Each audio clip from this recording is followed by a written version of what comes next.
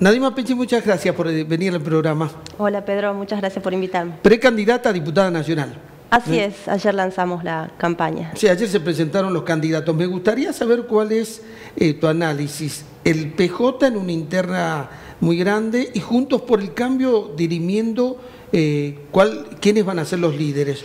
Un escenario como muy disperso y Fuerza Republicana, ¿cómo se presentan? ¿Con qué expectativa? Bueno, nosotros después de arduas conversaciones y de hacer todo para integrar el Frente Juntos por el Cambio, porque hemos tratado, hemos ofrecido resignar espacios, hemos buscado de mil formas la manera de integrar ese frente para dirimir en internas, no nos han permitido ingresar, así que finalmente vamos a presentar nuestra propia lista que fue presentada ayer, lanzada ayer. Y la verdad es que el escenario lo veo complicado para la gente. ¿En qué sentido? Creo que la política ha mostrado, la política en el mal sentido, porque estamos hablando que la política es una herramienta de construcción y sin embargo acá ha mostrado la faceta de que es pura lucha por el poder. Y por eso vemos esta cantidad de internas, tanto dentro de Juntos por el Cambio como dentro del peronismo, de personajes que están en cargos ejecutivos y que están pensando en el próximo cargo ejecutivo cuando aún no han completado y la provincia, por supuesto, está devastada. No estamos en una provincia que tiene seguridad, que tiene educación, que tiene salud. Digamos, vivimos en una provincia en la que reina el caos y, sin embargo, las preocupaciones de quienes nos gobiernan están puestas en las elecciones, no en estas, las de 2023. Y bueno, la verdad que creo que eso no le hace bien a la política. Está muy bien esto de ver a las campañas electorales como una parte de la política agonal, la pelea, la tensión, el debate. Sí. A mí la preocupación que me genera es que esta política agonal se traslade los próximos 2 años hasta que haya que cambiar autoridades. ¿Esto es lo que vos querés significar? Yo creo que es lo que yo percibo, ¿no? Que este 2021 es un salto para algunos, es una lucha de poder en donde no se van a preocupar por la gestión en estos 2 años, sino en consolidarse dentro de sus espacios para obtener el poder en 2023, que abiertamente lo han señalado. Digamos, no es que uno lo es solamente una especulación. Ya lo vimos Alfaro decir que quiere ser candidato a gobernador, Jaldo lo propio, la pelea interna del peronismo justamente por la carrera hacia la gobernación. Entonces, la verdad que en ninguna parte está la agenda de la gente y nosotros sí llevamos la agenda de la gente. ¿Cuáles son los temas que va a poner en la campaña sobre la mesa Fuerza Republicana? Desde luego que la inseguridad, por supuesto, yendo al Congreso de la Nación a buscar soluciones de fondo en el problema de la inseguridad con una modificación al Código Penal, bajando la edad de imputabilidad, derogar la ley del aborto. Es una propuesta que realmente obviamente va a ser una de las primeras que en caso de llevaremos al Congreso, modificar el sistema impositivo y de coparticipación para generar un fomento hacia la industria. Bueno, tenemos un país muy macrocefálico que depende siempre de la buena voluntad de Buenos Aires. Digamos, hay muchas cosas que cambiar. En realidad no hay muchas cosas que cambiar, Pedro. Todo hay que cambiarlo. Y la verdad que en ese cambio profundo no se pueden tener medias tintas ni titubeos, ¿no? Y nosotros si tenemos algo es que no tenemos medias tintas, decimos las cosas como son, decimos las verdades, le duela a quien le duela. Así que creo que tenemos muchas posibilidades. Ahora, bueno, son las PASO. La verdad que en estas grandes internas que se están dirimiendo, lo que tenemos que hacer es cumplir con la ley de pasar el 9,5%, que seguramente lo pasaremos de manera muy holgada. Nosotros siempre hemos sostenido que aquellos partidos que presentan lista única no debieran presentarse en las PASO porque es un dispendio innecesario. Sin embargo, así lo exige la ley y por eso obviamente lo cumplimos y vamos a participar ahora en estas PASO. Me gustaría hacer hincapié en este aspecto de la falta de federalismo, ¿no? Sí. La distribución de recursos es extremadamente desigual, por eso el país es desigual, pero además producir en regiones como el NOA, que es la más atrasada, que todo el mundo dice tenemos una deuda, pero resulta que la presión impositiva es la misma que hay en la Pampa Húmeda o en los centros de producción cerca de los puertos donde se exporta. Entonces hay una desigualdad enorme. Ahora, lo que yo observo es que cuando los diputados y senadores nacionales van de las provincias a Buenos Aires, caen en la lógica unitaria. Bueno, fíjate que para hacer las listas de candidatos del oficialismo tuvo que consultar a Buenos Aires, o sea, el unitarismo... Y la oposición también. Y bueno, la oposición también, tenés razón, se me escapaba ese dato. Entonces, ¿hay una concepción unitaria? Yo creo que sí. Bueno, creo que ese es uno de los problemas, ¿no? Ese falso federalismo que tenemos. Tenemos un sistema federal que es, casi te diría letra muerta, es una declamación. Porque este dato que vos aportás, que yo no lo había percibido, digamos, en comparación con el federalismo, al tema de cómo se formaron las candidaturas, es cierto.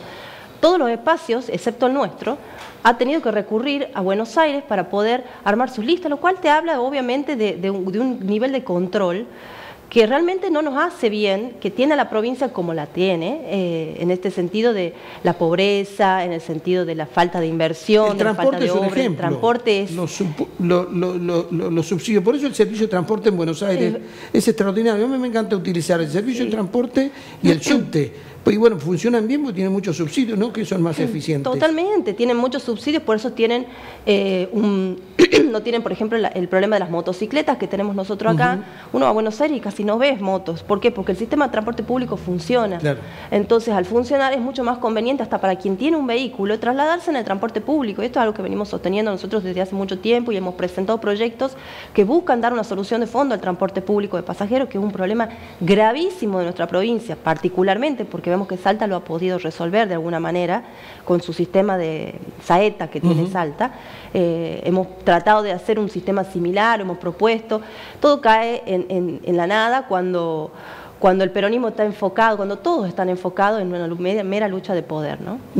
Lo otro que se quejan los productores es que no se puede pagar el combustible a una distancia de 1.200 kilómetros del puerto y a 300 kilómetros del puerto. Así es, eso es una propuesta...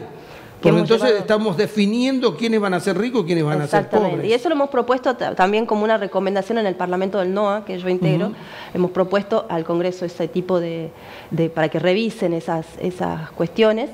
Y bueno, a ver, son recomendaciones, porque el Parlamento del NOA no es un organismo que tenga facultades de legislar, digamos, pero son preocupaciones que siempre las hemos tenido nosotros como partido y que bueno, que a eso vamos al Congreso a llevar a la agenda de la gente, porque esto es lo que la gente está buscando. Sí, fíjate que ahora, por ejemplo, quienes pagan energía en las zonas frías van a pagar menos que aquellos en las zonas cálidas. Me parece un acto de justicia siempre y cuando no sea un negociado, claro. o que sea para los amigos, sean los amigos VIP, ¿no? Sí.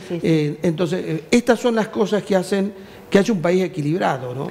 Totalmente, hay que buscar compensar las deficiencias de las distintas regiones con los recursos que este país tiene.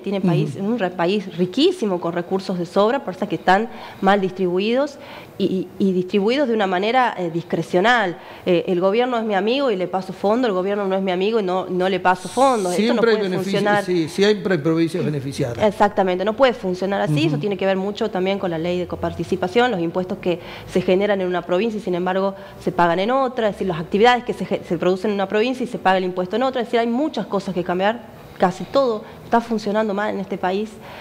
Vemos que hay dinero para ideología de género y no hay dinero para policías, no hay dinero para la fuerza de seguridad, el ejército está devastado. Es decir, han hecho con el país, han producido una destrucción tal que va a ser una tarea de mucha voluntad política y de mucha firmeza el poder cambiarlo. Pero hay que hacerlo, porque este país de esta forma se va a una debacle tremenda. Hoy estamos en procesos electorales y vos te podés fijar en la calle cómo empezaron a aparecer obras, empezaron a aparecer reparaciones, calles, anuncios que no existen durante el resto del periodo. Sí. Entonces, se adelantó el aumento salarial. ¿Sí? Claro, todo ese tipo de cosas que a lo mejor la gente diría, bueno, ojalá estén todo el tiempo de elecciones para que las cosas puedan funcionar un poquito. La realidad es que en el momento que termina la elección, todo vuelve a empezar y a pensar en la siguiente elección y a la lucha por el poder mismo sin generar soluciones para la gente. La próxima composición del Congreso tal vez tenga que debatir una reforma judicial impulsada prácticamente, que tiene nombre y apellido, por Cristina Kirchner, y también hay una idea de darle mayores poderes por la pandemia a Alberto Fernández. Sí, bueno, nosotros ya nos hemos manifestado en contra de la reforma judicial. El kirchnerismo arrasa con todo, va por la República, va por todo, y justamente por eso es importante poder tener representantes que le pongan un freno a todo este avance, ¿no?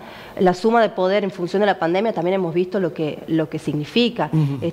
La pandemia ha sido una excusa fenomenal, más allá de la tragedia que ha representado, porque no vamos a negar ni las muertes, ni el daño, ni la voracidad de esta enfermedad, que realmente ha sido tremendo, pero al gobierno le ha servido como una herramienta para muchas cosas, ha concentrado un nivel de poder nunca antes visto, ha avasallado con la Constitución de una forma atroz, contra la libertad de trabajar, y hablamos ya de momentos en los cuales ya había vacunas y la pandemia podía ser y podía llegar a verse ciertos controles, se podría haber manejado de otra forma la pandemia. Las vacunas han sido totalmente politizadas al punto que acabamos de ver hace poco esta confesión que tiene el gobierno sobre que efectivamente la vacuna rusa fue comprada por cuestiones geopolíticas y negada la de Pfizer por una cuestión también geopolítica, es decir, miles de personas pudieron haber tenido la vacuna por cuestiones políticas. Entonces, cuando se habló de politizar la pandemia por parte de la oposición, es una falacia. Quienes politizaron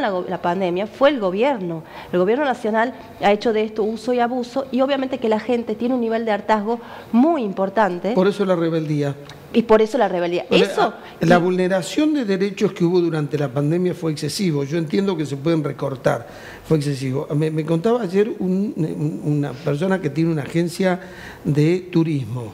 Tiene clientes de él que los envió al exterior, dice, los tengo hace un mes, pasando de un pueblo a otro en Estados Unidos para pagar menos hoteles y menos comida. El daño económico que esto le genera, independientemente que vulnera el artículo 14 de la Constitución de poder entrar y salir libremente. La cancelación de vuelos está llevando a pérdidas económicas. Un dato que no se hizo público. Todas las compañías ya devolvieron los pasajes de los vuelos que no pudieron hacer. ¿Quién cree que la única compañía no lo hizo? Aerolíneas. Aerolíneas Argentinas, siempre dando el ejemplo. Así es. Bueno, la realidad es que no es solamente este abuso de las normas, sino la irracionalidad y eso la deslegitima. Cuando la norma es irracional y vos ves que vos podés, no sé, ir al cine, pero no podés ir a la escuela, ¿qué genera eso? Genera una falta de cumplimiento por la falta de legitimidad, porque es una norma irracional.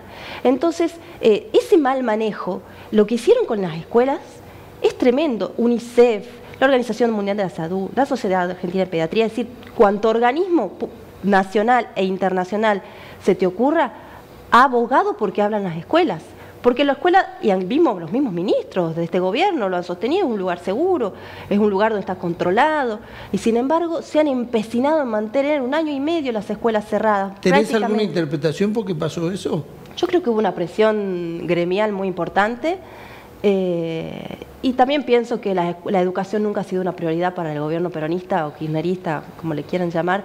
Al contrario, siempre lo han utilizado en los últimos años como un lugar de adoctrinamiento, como usinas de adoctrinamiento. Uno ve las cartillas que distribuyeron y muchas tienen cuestiones de ideología de género, que pareciera ser algo ahora fundamental en la vida de los argentinos, cuando en realidad nosotros tenemos, primero que es una ideología totalmente falaz y fuera y totalmente irracional y autoritaria. Y al margen de eso, acá hay problemas muy, muy serios. O sea, tenemos una pobreza de casi 50%, tenemos un nivel de inseguridad comparable con países, no digo del tercer mundo, sino que ni podemos contar en qué mundo podemos llegar a contarlo. Entonces, tenemos problemas de una gravedad tal, ni hablemos de la parte institucional, que esto únicamente uno puede pensar que lo hacen como para distraer la atención por la irracionalidad misma de ese tipo de cuestiones. Así que, bueno, la realidad es que hace falta mucho trabajo y mucha fuerza para poder producir un cambio importante. Bueno, Nadima Pichu, muchas gracias. A vos, muchísimas gracias. Los que quieran volver a ver la entrevista, los que la quieran recomendar, puntodepartidatv.com o CCC Go.